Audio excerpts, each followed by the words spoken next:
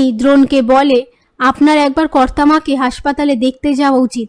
তখনই মৌলি আর শিল্পী দ্রোণের ঘরে আসে। ওরাও সেই একই কথা দ্রোণকে বলে। তারপর চিনি সবাইকে বলে, কর্তামা পড়ে যাওয়ার পেছনে কোনো উদ্দেশ্য আছে, তোমরাও বুঝবে। এবার আমি একটা অনুমানের কথা বলি।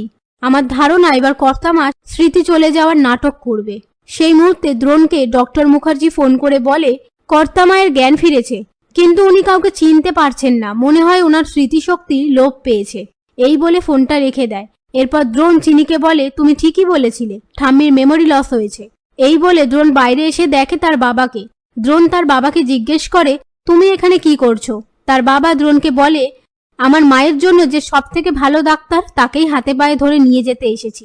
দ্রোণ বলে, তুমি আমার জন্য এসেছো? আমার তো মনে হচ্ছে তুমি এখানে আগে থেকেই ছিলে, এক্ষুনি চলে যাচ্ছিলে। তার বাবা বলে, তেমন কিছু নয়, তুমি চলো, মাকে বাঁচাতে হবে। দ্রোণ বলে, ঠাম্মি ঠিক নিজেকে বাঁচিয়ে নিতে পারবে, আমার চিনিকে বাঁচাতে হবে ঠাম্মির হাত থেকে।